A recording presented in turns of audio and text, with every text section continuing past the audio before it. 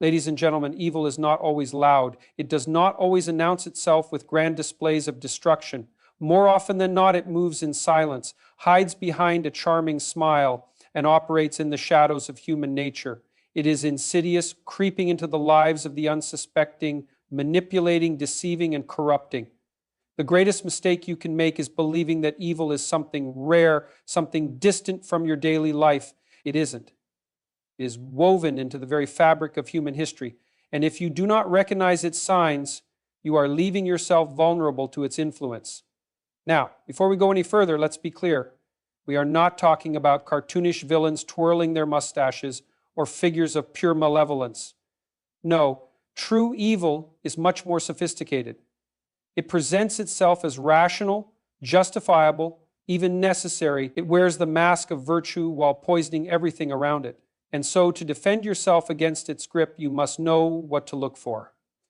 Manipulation is not always obvious. It does not begin with outright lies or aggressive coercion. Instead, it starts with subtle distortions of reality, small omissions, and carefully chosen words that steer perception in a direction that benefits the manipulator. A deceptive person understands that truth is powerful, so they work tirelessly to reshape it, making sure it aligns with their own agenda rather than objective reality. They craft narratives that serve their needs, never considering the harm they may cause to those around them. To manipulate without guilt, one must lack a fundamental connection to the consequences of their actions. They do not see deception as a moral failure, but as a necessary tool for control. Their actions are calculated, their words carefully chosen to extract a desired response. They are not interested in fairness or justice. They are interested in winning and securing power, in ensuring that every situation unfolds in a way that serves their purposes. Such individuals are masters of emotional influence. They can make you doubt what you saw with your own eyes and question what you know to be true. They twist facts just enough to create uncertainty, planting seeds of doubt in the minds of those who trust them. They thrive in environments where people are too afraid or too confused to challenge their version of events. If you find yourself second-guessing your own reality in the presence of someone, take a step back and ask yourself why. Lying is not a burden for them, it is a strategy. While an honest person might wrestle with guilt after misleading someone, a manipulator feels no such weight. They have learned to justify every act of dishonesty, telling themselves that they are simply doing what needs to be done. They may even believe their own lies, convincing themselves that their deception is a form of intelligence, a sign of superiority over those who still hold on to honesty. One of their most effective tactics is playing the victim. When confronted with their deceit, they do not admit fault, they turn the tables. They will accuse others of being paranoid, oversensitive, or even dishonest themselves. They divert attention from their wrongdoing by shifting blame, making the person they have deceived feel guilty for questioning them in the first place. This ability to manipulate not only facts but emotions makes them particularly dangerous. Such people understand the power of selective honesty. They reveal just enough truth to make their lies more believable. If they are caught in a falsehood, they may admit to a small part of it while concealing the greater deception. This tactic gives the illusion of transparency while still maintaining their control over the situation. The best manipulators do not fabricate entire realities. They distort just enough to make their versions seem plausible. They do not seek to build genuine connections, they seek control over others. Relationships are not about mutual understanding, but about dominance. Every conversation is a battleground where they maneuver words like chess pieces, ensuring that by the end they remain in the position of power. Their goal is to weaken the resolve of others, to make them dependent on their approval, and to keep them uncertain about their own judgments. Manipulators are particularly skilled at exploiting trust. They present themselves as allies, as people who have your best interests at heart, while slowly tightening their grip. They listen carefully, not because they care, but because they are gathering information they can use to their advantage. They remember vulnerabilities, weaknesses, and insecurities, storing them for moments when they need to assert control or shift blame away from themselves. A person who manipulates without guilt sees others as tools rather than as individuals with their own autonomy. They do not consider the emotional or psychological toll of their actions. They only consider what benefits them. If someone is hurt in the process, it is not their concern. In their mind, if you were foolish enough to believe them, then you deserve whatever consequences come from their deception. This cold detachment from morality is what makes them so effective in their tactics. They are not impulsive in their deception, they are strategic. They can maintain long-term lies with precision, carefully weaving together stories that align over time. They understand the importance of consistency, ensuring that every lie supports the next. Even when cracks begin to show, they are quick to cover them up with further manipulation, making it difficult for anyone to see the full picture of their deceit. When dealing with such individuals, it is crucial to recognize their patterns. Pay attention to inconsistencies, to moments when words do not align with actions. Notice how they react when challenged. Do they immediately deflect, shift blame, or become overly? The more you observe, the clearer their tactics become. The only real way to counter a manipulator is to refuse to engage in their game, to hold firm in your perception of reality, and to distance yourself from their influence. The world is not short of people who manipulate without guilt. They exist in families, workplaces, friendships, and even leadership positions. Their ability to deceive allows them to rise through social structures, often at the expense of those who still hold on to principles of honesty and integrity. If you do not learn to recognize them, you risk becoming entangled in their web of lies, slowly losing sight of your own truth in the process. Exploitation does not always come in the form of force or direct harm. Often it is far more subtle, creeping into relationships under the guise of dependency, expectation, or even admiration. Those who seek to exploit goodness understand that truly kind-hearted people have a deep sense of responsibility, an internal drive to help, to heal, to give, without asking for anything in return. This, for them, is not a virtue to admire, but a resource to be drained. The best manipulators do not target the strong-willed or the indifferent. They target the compassionate. They seek out those who have been conditioned to feel guilty for saying no, those who believe that turning their back on someone in need is an unforgivable act. They will weave narratives of suffering, play the role of the helpless, and ensure that their presence in another person's life feels like an obligation rather than a choice. The exploitation of goodness thrives on asymmetry. One person gives endlessly, pouring energy, time, and effort into the relationship, while the other takes without hesitation. What begins as an act of kindness soon becomes an unspoken contract, one where the giver is expected to continue giving regardless of their own needs, exhaustion, or even well-being. The more someone offers, the more is demanded. A skilled manipulator does not always make their demands obvious. They cultivate a sense of obligation through indirect pressure, sighing in disappointment, withdrawing affection, or playing the victim when their needs are not met. They ensure that the good-hearted person feels responsible for their happiness, creating a cycle where any attempt to establish boundaries feels like an act of cruelty rather than self-preservation. They rely on guilt as a weapon. If their efforts at direct manipulation fail, they remind the giver of every time they have helped, every moment of perceived sacrifice, twisting gratitude into something transactional. After everything I've done for you, they say, ensuring that kindness is no longer an act of generosity, but a debt that must be repaid indefinitely. People who exploit goodness often present themselves as weak or broken, but this is a deception.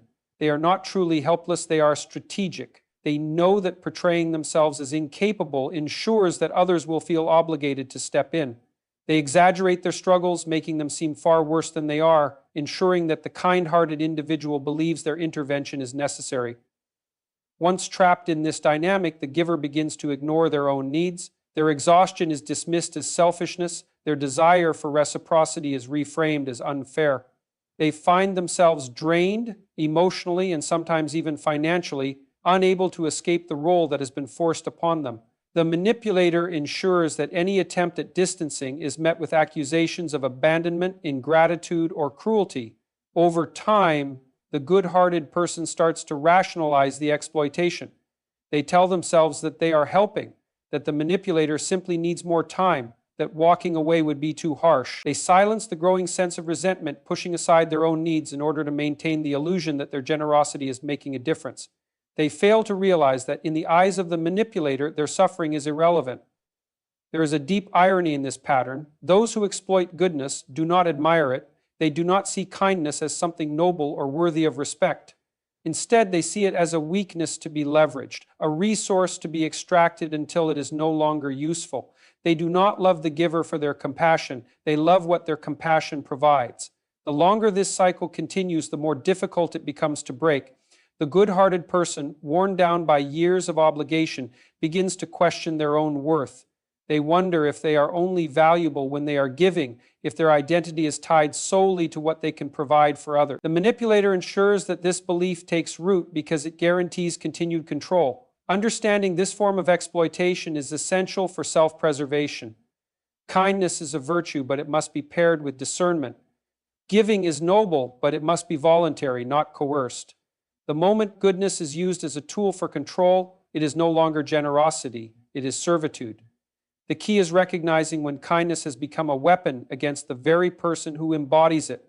The world is full of people who take advantage of the good. They exist in families, friendships, workplaces, and even romantic relationships. The only way to stop them is to recognize their tactics, to understand that kindness must have limits, and to accept that true generosity cannot exist where it is demanded rather than given freely. There is a kind of person who does not merely witness suffering, but derives satisfaction from it. Their enjoyment may not always be overt, but it is present, woven into their words, their expressions, and their responses to the hardships of others. They do not seek to lift others up, they relish in their downfall, feeding off the pain, struggle, and failure of those around them.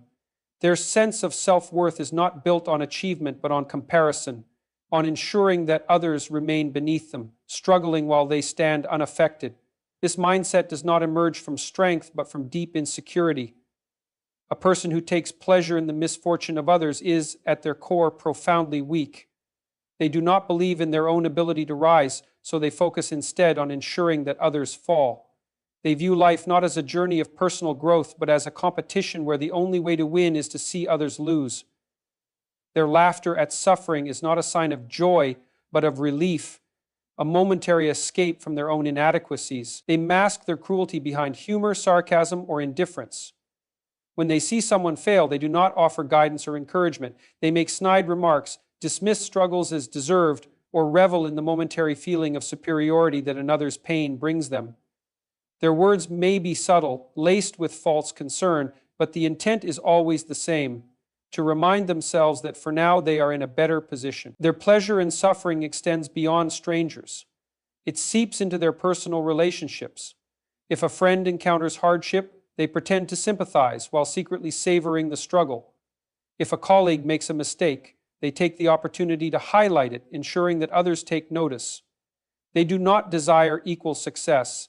They desire a hierarchy where they remain above, not through their own merit, but through the misfortune of others. They are most dangerous when they present themselves as supporters. A true enemy is easy to recognize, but these individuals disguise themselves as allies, subtly undermining those around them. They offer backhanded compliments, sow doubt through passive-aggressive remarks, and disguise malice as honesty. If someone begins to rise, they find ways to pull them back down, ensuring that progress is met with resistance, discouragement, or outright sabotage. At their core, these individuals do not seek happiness for themselves, they seek misery for others. Their pleasure is not in achievement, but in watching others struggle. When someone stumbles, they feel validated. When someone falls, they feel triumphant. Their energy is not spent on building anything meaningful, but on tearing down what others create. This is why they rarely accomplish anything of real value. Destruction is always easier than their resentment is particularly strong toward those who overcome hardship. If someone rises despite adversity, if they succeed without permission, it infuriates them. They prefer a world where suffering is permanent, where failures define people forever. The idea that someone can rebuild, that they can transcend their lowest moments, threatens the very foundation of their mindset. If others can rise, then their own stagnation is no longer justified. They often disguise their pleasure in suffering as realism. They claim they are simply being honest when they mock someone's failures, that they are just telling it like it is when they revel in another's downfall. But realism is not cruelty, and honesty is not the same as joy at another's misfortune. Their words are not meant to enlighten, but to harm, not meant to guide, but to wound. Their need to see others suffer is not random, it is deeply personal. They are haunted by their own failures, their own disappointments, their own unfulfilled ambitions. When they see someone else struggle, it provides them with temporary relief from their own inadequacies. If others are suffering, then they are not alone. If others are failing, then perhaps their own failures are less shameful. They do not seek fairness, they seek advantage. They are not concerned with justice or truth, only with ensuring that they are not the ones left behind. They will celebrate failure in others while demanding sympathy for their own. They will mock struggle when it is not theirs, but expect unwavering support when they face even the slightest hardship. Their standards shift depending on what benefits them most. The only way to counter such individuals is to recognize them for what they are. They thrive in environments where people do not challenge them, where their remarks go unchecked, where their cruelty is mistaken for honesty. The moment their intentions are exposed, their power begins to fade. They cannot function in spaces where people refuse to engage in their games, where strength is measured not by comparison to others but by personal growth. There will always be those who take pleasure in suffering, who prefer to see others fall rather than rise, who would rather drag people down than lift themselves up. They exist in families, friendships, workplaces, and social circles. They may not always reveal themselves immediately, but their patterns are consistent. The key is recognizing their nature before their influence begins to take hold.